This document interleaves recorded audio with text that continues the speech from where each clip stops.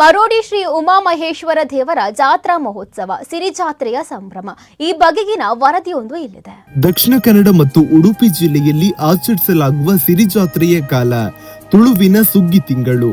ಕೇವಲ 1 ತಿಂಗಳ ಕಾಲ ಮಾತ್ರ ಆಚರಿಸಲಾಗುವ ಈ ಸಿರಿ ಜಾತ್ರೆಗೆ ತನ್ನದೇ ಆದ ಮಹತ್ವವಿದೆ.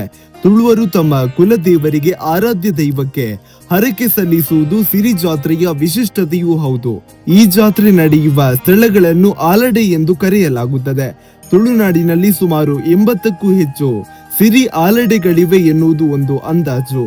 ಇದರಲ್ಲಿ ಮರೋಡಿ ಶ್ರೀ ಉಮಾಮಹೇಶ್ವರ ಕೂಡ ಒಂದು. ಈ ಕ್ಷೇತ್ರದಲ್ಲಿ ವಾರ್ಷಿಕ ಜಾತ್ರಾ ಮಹೋತ್ಸವ ಸಿರಿ ಜಾತ್ರೆಯ ಸಂಭ್ರಮ. ಪಶ್ಚಿಮ ಘಟ್ಟದ ತಪ್ಪಲಿನಲ್ಲಿ ಹಸಿರು ಕಾನನಗಳ ಮಧ್ಯೆ ಕಂಗೊಳಿಸುತ್ತಿರುವ ಈ ಪುಣ್ಯಕ್ಷೇತ್ರ ಇದೀಗ ಪ್ರವಾಸಿಗರ ಆಕರ್ಷಣೀಯ ತಾಣವಾಗಿದೆ.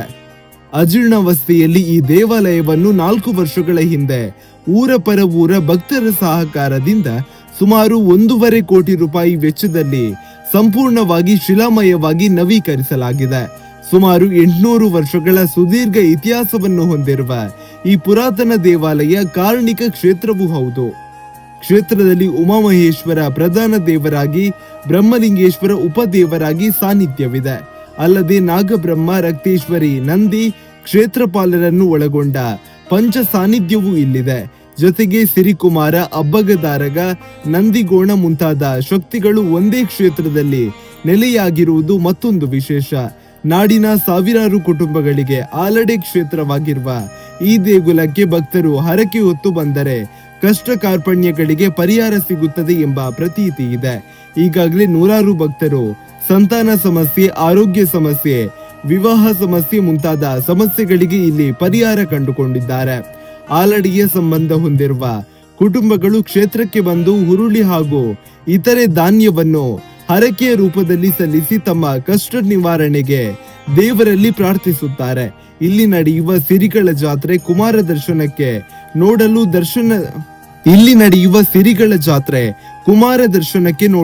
ದಕ್ಷಿಣ ಕನ್ನಡ, ಉಡುಪಿ, ಕೇರಳ ಮತ್ತಿತರ ಕಡೆಗಳಿಂದ ಬರುತ್ತಿರುವುದು ಕ್ಷೇತ್ರದ ಮಹಿಮೆಗೆ ಹಿಡಿದ ಕನ್ನಡಿಯಾಗಿದೆ. ಅಲ್ಲಿ ಬಡಕಾಯಿ ಬಾರಿ ಲಂಕೆಲೋಕನಾಡು ಆಲಡೆಯನ್ನು ಜೀರ್ಣೋದ್ಧಾರ ಮಾಡ್ತಾರೆ.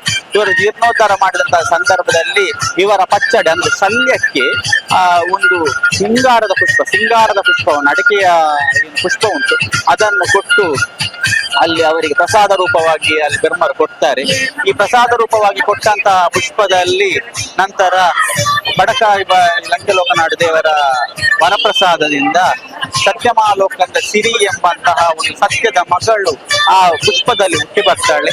ಈ ಸಿರಿ ಆರಾಧನೆಯಲ್ಲಿ ಪ್ರಧಾನ ಭೂಮಿಕೆಯಲ್ಲಿ ಕಾಣಸಿಗುವಂತಹ ಸಿರಿಯ ಮೂಲಕತೆ ಇದು.